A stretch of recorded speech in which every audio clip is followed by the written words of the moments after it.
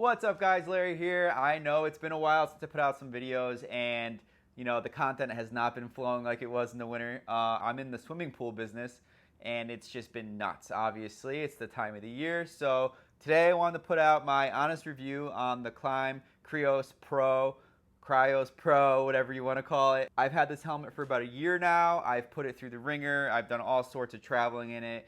Cold, hot, wet, you name it. It's been through it. I've been through 2 visors and all sorts of stuff. So either way, I wanted to just give you my review on the helmet as a newer rider. I'm kind of doing a little bit of touring, a little bit of woods, a little bit of adventure riding, all that kind of stuff. So if you're into that kind of style of riding, maybe my opinions or my review will help you out on making that decision. So I will say this, my first decision was not this helmet. My first choice was the LS2 Explorer, the Carbon Edition. There were some back order issues. I didn't want to wait, so I ended up spending a couple $100 extra and getting this, and I am not disappointed at all. The helmet is extremely light. I think it's one of the lightest on the market. So with saying that, you got to remember you're going to sacrifice some other things. You're going to sacrifice a little bit of wind noise. You're going to sacrifice a little bit of warmth in the colder weather. This is not like a winter helmet. This is not a highway helmet, I guess you want to say, or a touring helmet. But I will say this, like an expensive rain shell jacket, right? That rain shell will give you the best of everything, basically because you can put anything you want underneath it. So with this helmet, it's super light, and it has a great field of view, it has a great visor, and it has great airflow.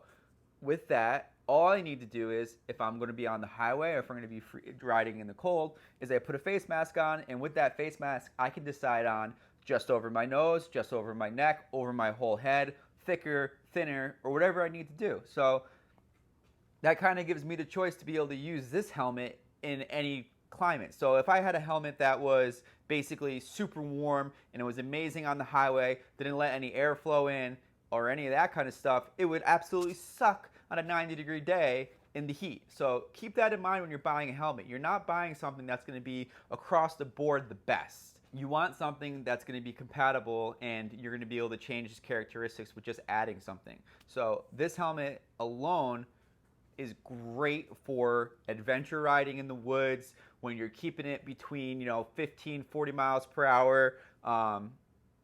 Hot days, definitely when your visor's up and you're just using goggles, or even visor down. This thing has plenty of airflow, so it's great for that. Day-to-day riding, also no issues. The only issues, like I was trying to say before, the only issues I found with the helmet is a little bit of air coming through the visor, which gets a little bit annoying when you're doing hours on the highway, and the noise with the wind, which most helmets are going to have that problem anyways. This one's a little bit louder than normal. Earplugs. Now with earplugs, since we're kind of reviewing the helmet, I will say they're called loop earplugs, L-O-O-P. I've been using those, and they are great. They go in easy, they don't fall out, they stay in for the most part, and they have different adjustments. These little adjustment rings you put in them will take out low frequency or high frequency or fully block. And that works great with having your Cardo speakers in your helmet, because you can kind of block out that low frequency hum of the wind and still hear your music or phone calls or whatnot. I had a comment that I said whatnot too much, so I'm going to try to remember not to say that as much. But either way, great helmet. My personal review, I know a lot of people have things to say about spending this much money on a helmet. Hey, it's your friggin' head. Like, protect it. So it's got a really good design as far as that goes. Some kind of honeycomb technology in there. The next thing is this transitional lens. I love it. I've had the flip down lenses. Those are great too. The transitional is kind of seamless. The only thing I will say is when you're going in and out of woods quickly, you do get a little bit of like, okay, it's a little dark right now in the woods. But for the most part, if you need to, you just flip up your visor a little bit and you're good. You can see what you need to see. That's my only gripe. For the day-to-day driving and touring, the transitional lens is insane. You don't even notice it get dark. It works great. On the highway, I definitely do take this sun visor off. This thing does grab the wind a little bit. Not terribly. And to be honest with you, it's not really from the front angle. I feel it a lot when I get those crosswinds on the highway hitting this way, and just pulling this off and putting on the street version of the helmet, the street mode, it works great. I absolutely love the helmet, and like I said, it's super light. I just, there's no neck fatigue with this helmet. So I will say they have a little bit different of a latch on here. It's this new style magnetic latch. Basically, it kind of grabs where you don't even really have to do much to get the latch. It kind of just magnets right to where it needs to go. And I've never had any issues with it falling off. I have had a couple times where I was riding and I forgot to latch my helmet, and just a quick boom, and it just kind of grabs where it needs to go. And that's great. You know, you should be able to do it quickly and easily with one hand, even with the glove on. Anything else I want to say about this helmet? I know there's a couple competitors. The Arai is also a really good helmet. I mean, I can't really say anything about those, but I will say that personally, this helmet for the price, yes, it's worth it because it's super light. And like I said, if you need to change anything, you need to like stay warmer or, you know, deal with wind, you can add on to that. I will say, okay, I understand for $700 it shouldn't be letting wind in, or for $700 it should be better with noise.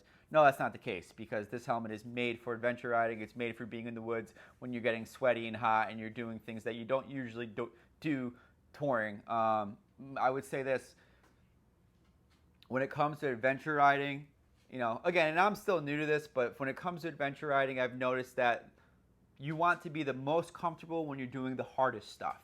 And when you're doing the easiest stuff, when you're doing hours on the highway or the back roads, that's when you know, I'd rather take a little bit of you know, wind or whatever with this helmet than have to deal with being too hot in the woods. All right, so that's about sums up my review on the Krios Pro. As you can tell, I'm definitely a fan of it, and I'm happy with my purchase. So yeah, guys, if this is the helmet that you're looking at, I wouldn't delay. I have no regrets on buying a helmet in this price point. And like I said, you know, don't start getting down on your helmet because you're feeling a little bit of wind or it's a little loud. You just need to add the things you need to make it more comfortable for the things you're doing. So yeah, I hope you enjoyed this review. I hope it was helpful, and I hope to see you guys in the future. Again, my name is Larry. This is my channel, ADV Larry. Please hit that subscribe button, like the video. I have a few videos in the past that you might enjoy, so check those out. Other than that, have a good weekend, get out and ride, and then we'll see you soon.